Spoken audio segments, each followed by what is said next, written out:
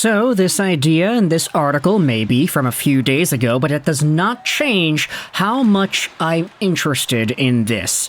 Because when it comes to this name, when it comes to this guy, this player, this former prospect, this is a guy who, if you had told me a few years ago, he may be available in some sort of a trade capacity for cheap, I would have been like, oh boy, my favorite teams have got to be all over this guy. This is a player that I think still has some very good potential, and he could be yours for a very discounted price. Let's head over to the New York Islanders and talk about 2018 11th overall pick, Oliver Wahlstrom, and the latest that we have seen about him and his potential trade situation. Now, if you go over to Oliver Wahlstrom, the biggest piece of news that you will see about him was the fact that he actually signed a contract a few days ago.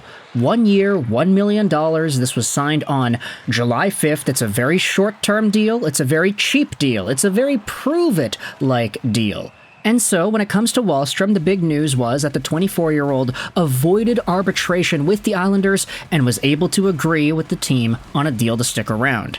Now, if you go over to his point production, Oliver Wahlstrom maxed out getting 21 points in 44 games played in 2020-2021. That was the best point-per-game season he had had as a member of the club. He had 3 points in 5 playoff games that year as well.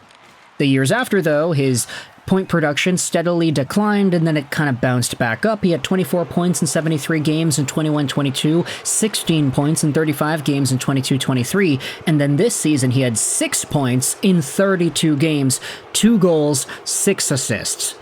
Wahlstrom went from a guy who was super highly touted. He was a player that many, myself included, thought could have gone somewhere in the top 10 in 2018, to a player who inevitably was only scoring 6 points on a year.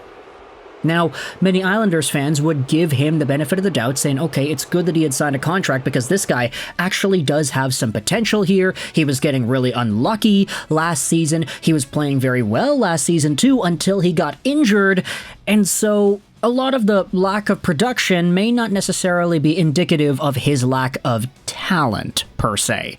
So giving him one more shot to stick around with the team is fine, right? Might I remind you, Oliver Wahlstrom, when he was a draft-eligible player, was so good in the NTDP with 94 points in 62 games played. He had 48 goals and 46 assists. Here's a tweet that I made all the way back from 2019. Let's not forget just how good Isles prospect Oliver Wahlstrom was at the US NTDP level. Playing in the U18 team 2 seasons ago with the majority of his time being away from a franchise center like Jack Hughes, he still managed to have a higher point per game than Zegras and Boldy in their draft years.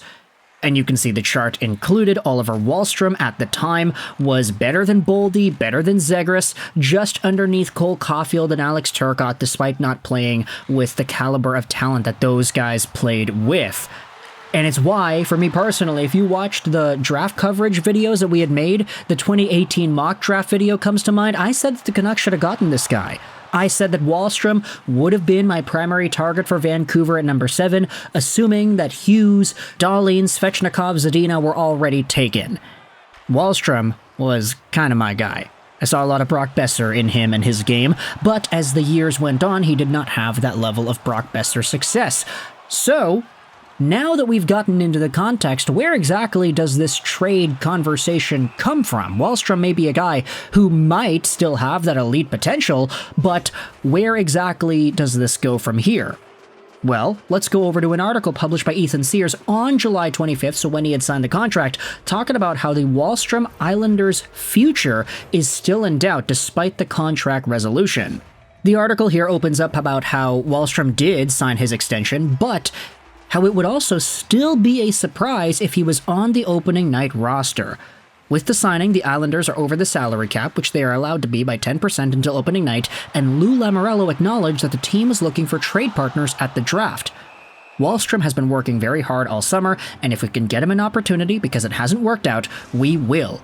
But we're not just going to give Wahlstrom away. He is still a hockey player. He, unfortunately, went through an injury which takes a long time to recover. I think he's still there. We'll just wait and see. The Islanders and Wahlstrom appeared to hit an endpoint last season when he failed to consistently crack the lineup under coach Patrick Roy, as he was made a healthy scratch in every game from February 26 onwards, excepting the meaningless final game of the season. The article then goes over his injury history. Coming off a season-ending ACL tear in 22-23, Wahlstrom signed a similar one-year deal and played 32 games, scoring twice with 4 assists this previous year. There's no excuses in this business, but at the same time, I didn't get in much puck touches last year with the injury. I never went through something like that, so I was expecting to be 100, 200% right off the bat. Being young, you don't realize you gotta take baby steps coming back from injuries and things like that. And so essentially, what the writer here, Ethan Sears, is saying is that because Wahlstrom has gone through this really rough development patch, because the Islanders are still into the market thinking about this guy and thinking about him in a trade-like capacity, there very well is a high likelihood that Wahlstrom is not on the New York Islanders team to start out the season. With this in mind, you have to go out there and ask, where does he go? Where does he get traded to? If he does find himself on the Islanders team, then what happens then? Assuming he is on the training camp roster, the Islanders will get a chance to see whether his performance has jumped in alignment with his health. And if so, perhaps there is a path to a roster spot. It's also possible, though, Sears writes, that the Islanders could use the preseason as a showcase for a potential trade, or that Wahlstrom could end up on waivers or in the AHL.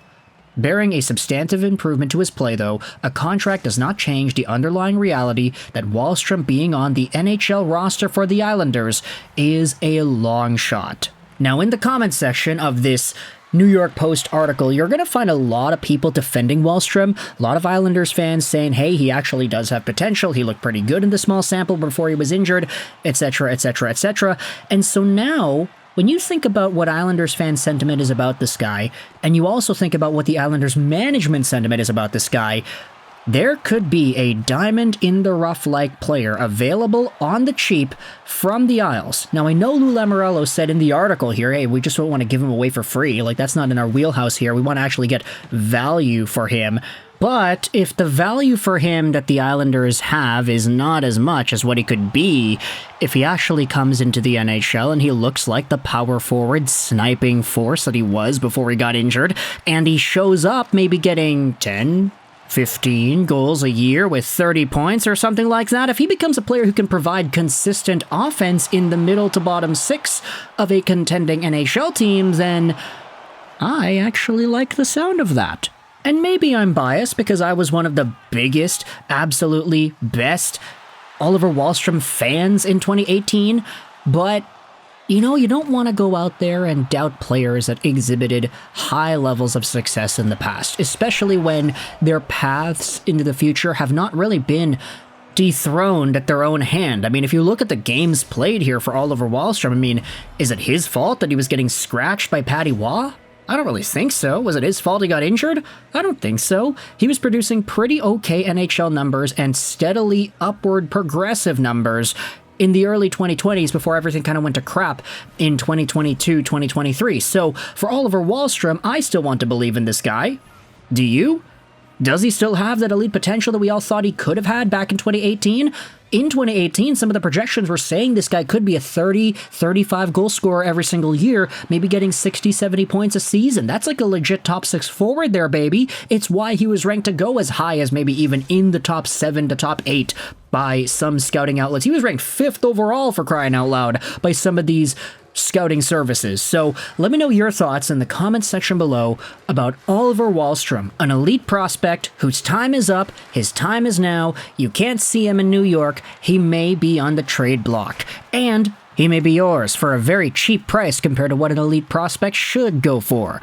Is this an experiment you would want to see your favorite team go down and try? Do you think Oliver Wahlstrom has what it takes to sustain 82 games worth of offense in the NHL for a season? And do you think your team is the one that should give him that opportunity to try? Let me know your thoughts in the comment section below about Oliver Wahlstrom. I hope you enjoyed this video. And bye.